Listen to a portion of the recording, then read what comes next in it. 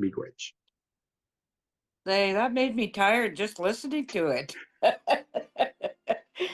That is amazing. That's amazing. That how all of that. I guess you would say that energy is passed from generation to generation. That it's pretty. You'd have a hard time getting me to back down. It just. I think it's just in the blood. It just comes natural. Nothing I planned on doing, but I think that um, being, I guess, validated. This validates what I knew all along about our family, but it's more specific and more detailed to give me a better picture, a more detailed picture of, how many generations all of this has been passed down. Um, with that fighting spirit, I mean, we're just fiery people. We're not going to back down. And it shows through all of that lineage on both sides of my family. It's like, I'm not surprised now what keeps me going because sometimes people ask me, well, why do you do it? I do it because it becomes natural to me. I'd never planned this. It's just something that you do, that is automatic. I think it's just passed through the DNA.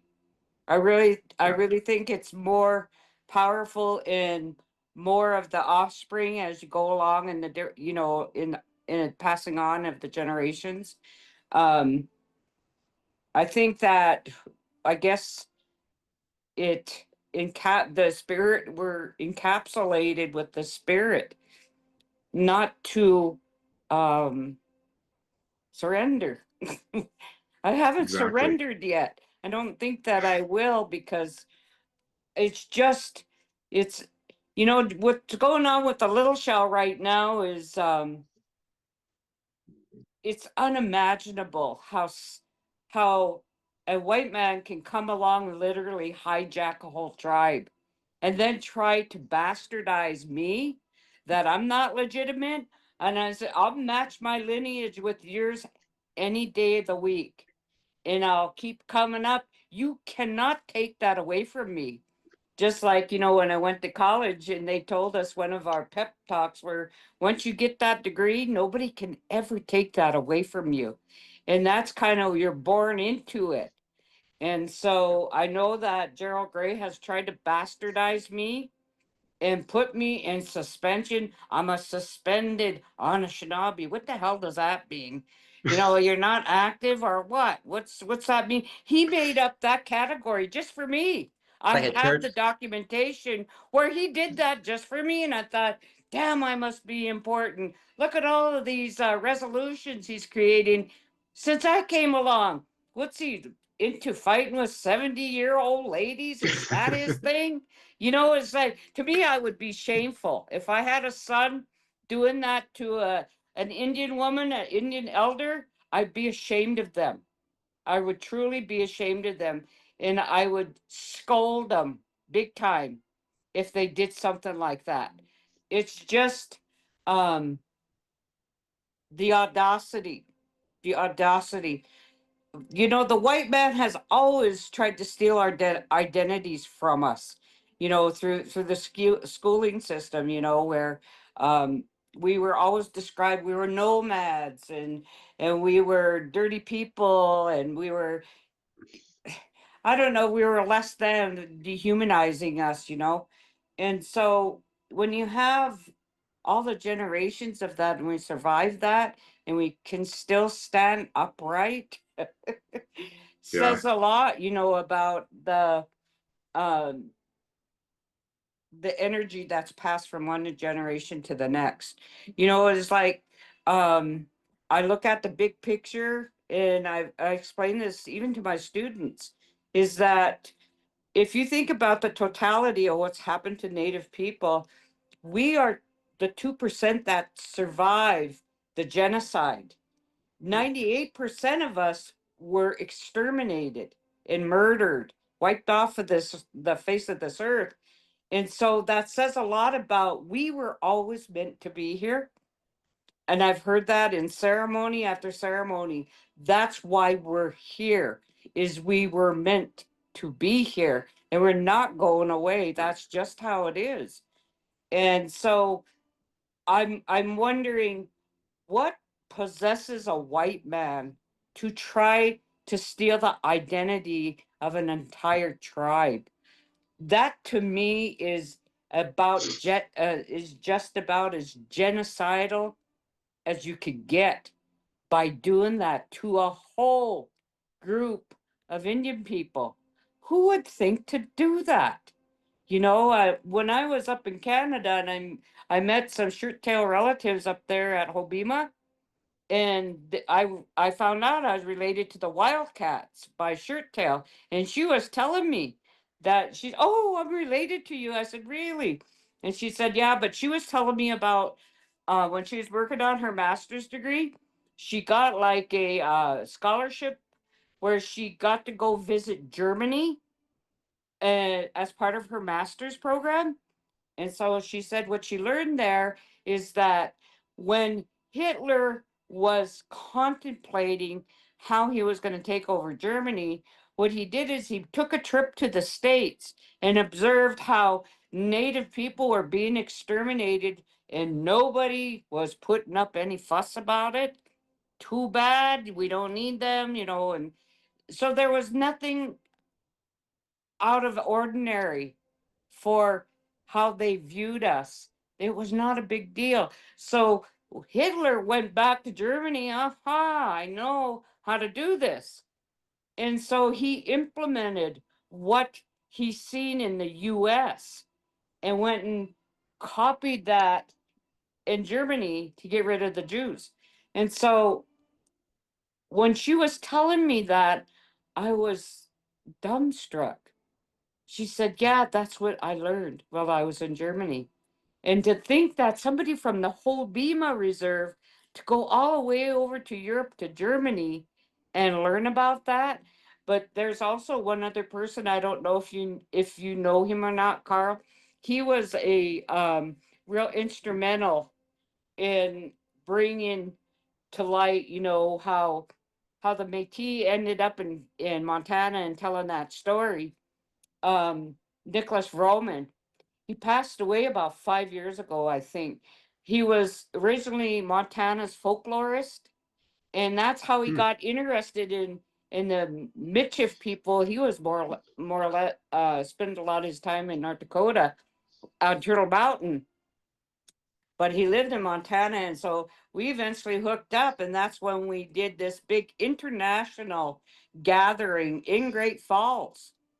And it was amazing that the Métis from Canada came down in big busloads. Those tourist type buses. They Yeah. were all parked at the College of Great Falls, and I thought, what the hell did I get myself into here? And that's really what it was about, is bringing to the surface this Métis that word was never used on this side of the 49th parallel. And so even the editor of the Great Falls Tribune, when it dawned on him what we were doing, he said, holy shit. He said, I never knew this story existed. I didn't know the significance of what you're really doing here. And I said, yeah, probably get us killed too. But, nobody, they didn't want to be exposed how they hid that history and shamed the people. But it lived through the music on both sides of my family. My dad could 49 and sing Indian, and he can play that fiddle just as, you know, um, energetically as he could at a 49. And likewise with my mom's side of the family, they were very into the fiddle music, and that's passed down in the generations. And so thank God they never shamed us out of both of those. Right. Um, Yes. and anyway, I'm just very grateful to you, Carl, that I was able to meet you, Kim, Jamie, and in Mediga. I gotta slap you when I see you. Is he still on there, Carl? Mediga, Yeah, I'll go get the red willow stick for you. you're gonna get a good thrashing when I catch up with you. Yeah, yeah. But anyway, yeah. And I think that Gerald Gray was afraid of this coming out. Because, right now they're saying, oh, she's not a hereditary chief. There hasn't been one since blah, blah, blah, blah, blah. But Mediga, you were the one that first Yeah. brought that to light. The- And that's what really pissed off Gerald. Oh, you can't do that. You yeah, cannot. they Yeah. want to believe that these reservation boxes or these designations that they get to be little kings or whatever, like Kim Jong-un in North Korea, that this supersedes what the creator has placed in our communities. And so when you have an Ogima or an Ogimakwe, it comes from the word Ogin, which is they're speaking on behalf of the mothers. That's all she's doing. That's all she's been doing, is speaking on behalf of her unborn generations of everybody and say this ain't right. And so generally what I saw initially, because I know her family, she comes from like the principal, like before the Europeans came for like 1,500 years, it was her family. It was my family, it's our families. So, then they just try to attack it and shame it to try to make her be quiet. But Sarah, that just it's like light to her flower. It just grows. So Yeah, every time they come after me, they re-energize me. Just when I thought I was too tired to go along and tired of it, they re-energize me. Insult me one more time because it keeps me energized. It really does, because it's not just about me. It's about the representation of the legitimacy of our people, period.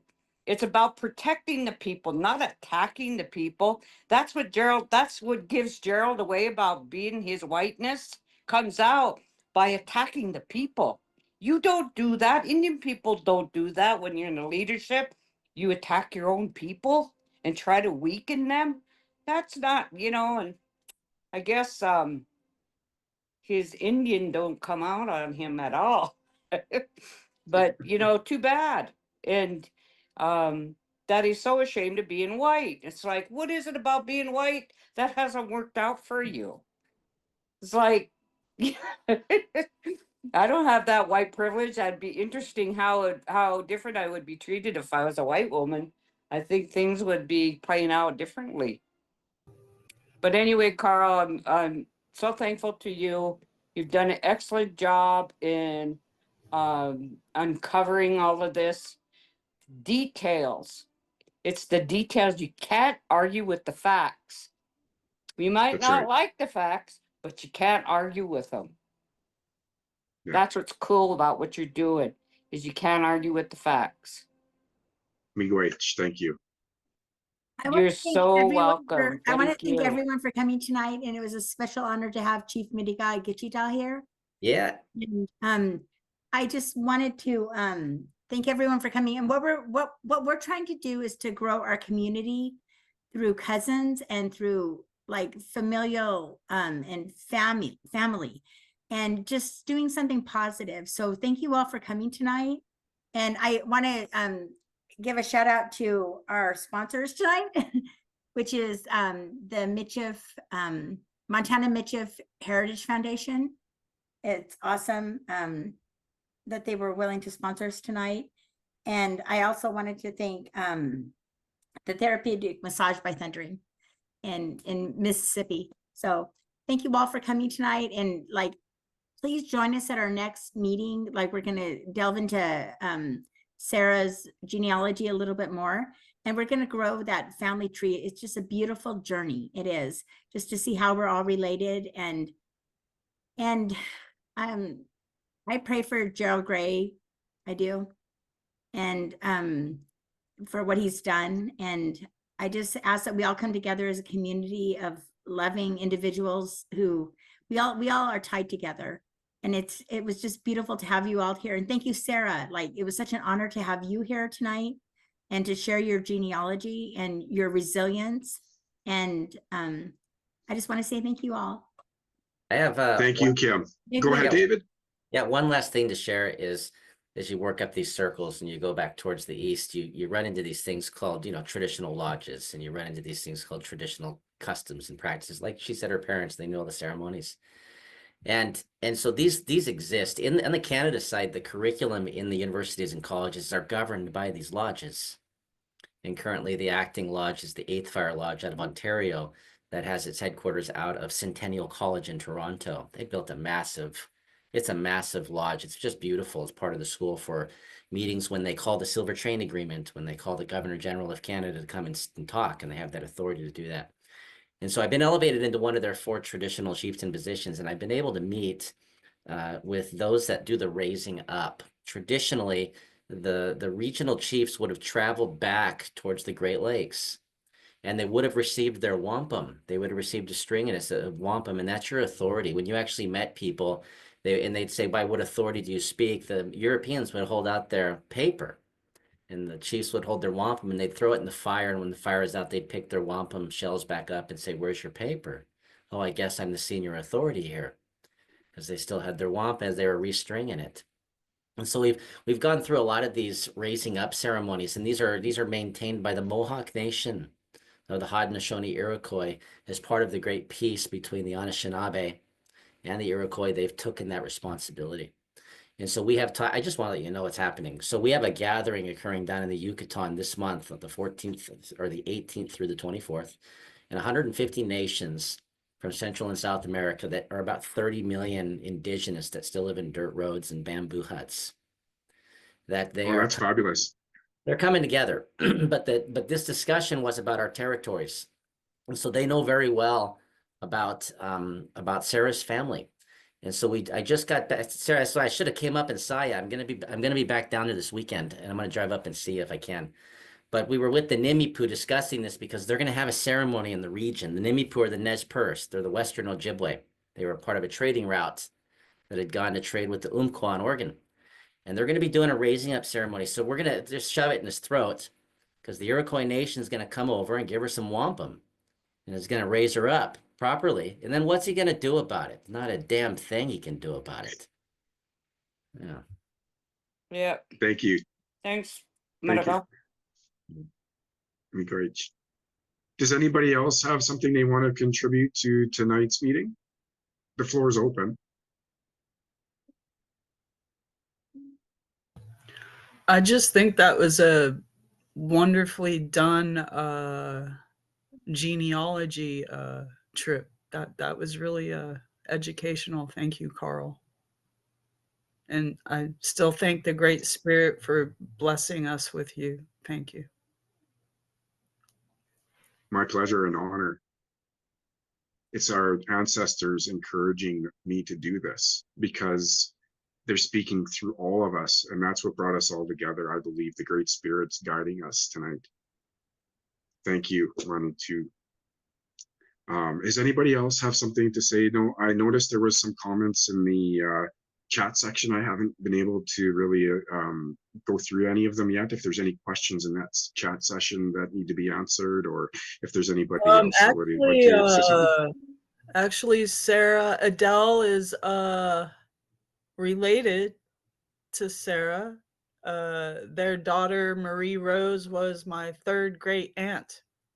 Oh, for heaven's sake. So yeah, there you go. Yep. That's And amazing. there's a little more too, so I have to scroll back up. That's and then amazing. No, see, here we are. Henry relatives. Beatrice was the father-in-law on her 3rd great uncle, again, Adele. So Adele is family. Yeah. Hi. Awesome. Hi, cousin. Well, I'll be at cousin club. The Yeah, cousin club. exactly. Let's call this cousin club. I'm so glad you're here, Adele. Sorry? I'm so glad you're here. It's thank you. amazing.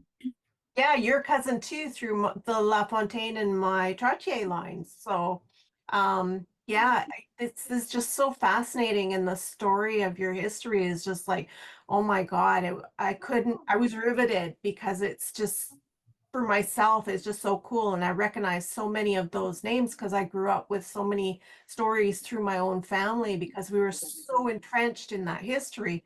So, Carl, if you have a chance, I would love to talk some more with you about some of these names and maybe send you like what I've got on my genealogy. And if you have any like extra information, that would be pretty amazing to learn, because I know my family did go down to Montana. I just don't know like where they went from there. I've had a real trouble. So that's why I've reached out. Like I started talking with Kim and Carrie Moore Right. McCleary and yeah. And I heard you mention that your Trottier line is related to Kim, and we're also related. yes, actually I Angus have McKay. I have McKays and Mackays, sorry, in my lines also. So yeah, it's quite interesting, like all the little tendrils of connection, right? So yeah, yeah, I definitely would love to learn more. So absolutely. We'll have to exchange emails. I'm sounds also on Twitter as Michif Mackay on Twitter. Yeah, I'll hook you guys Okay. up. I'll put you into I'll share your contact information. But I'm just so excited to build this large online tree that we can all contribute to, and we can see just how we're all related. It's so cool. I know, hey, it's amazing, and we're all in one way or another cousins. And the more that we unpack the genealogy, the more we can see how that is so relevant, because we had to stick together, right? Because the settlers were constantly coming in droves. And my grandpa was born in St. John, North Dakota in 1902. And I can't imagine the hardships he would have endured, as many of our correlated cousins and Mujams and Kupus did as well. And I have so much to say about the Métis and what they contributed to society, but I really want to focus on tonight's genealogy and give praise and thanks to our ancestors for bringing us all together tonight, because it's because of them that we're able to talk about this stuff. And I'm so grateful to have the opportunity to research Mistahi and Makwa. Okay, good night, you guys. Good Can I night, give you a Sarah. poem? Sarah, before you jump off, can I give you a poem? Yes. I Do it. tell you, I've been thinking a lot about it because I understand what you're going through. So I'd say, Sister LeDeau, I know it hurts and it angers to never feel free, to think of what has been taken, the lost state of dreams, of swift feet on open lands, the sound, call of the hunt, and the buffalo breath upon frosted earth. I know you can never forget. They cannot take away what is in your heart. There's no losing what was never theirs. Yet amidst the disillusion of the little that is left, too many worry if their blood is enough to come home. Unity is the Creator's great gift, the sacred red road from the sparkling stars of your grandchild's eyes. Can you still hear your Creator's voice upon the wind and see that soaring eagle high upon the skies calling for you to wipe away the tears from tomorrow's years? Be free, be free. That's all you're doing. And so I honor that. And thanks for having me on, Miigwech. Awesome. Good night, Night. everyone. Sweet dreams. Night. Miigwech. right. Okay, till we meet again. Good night. Oshimaka. Later. Wewini. Bye for now.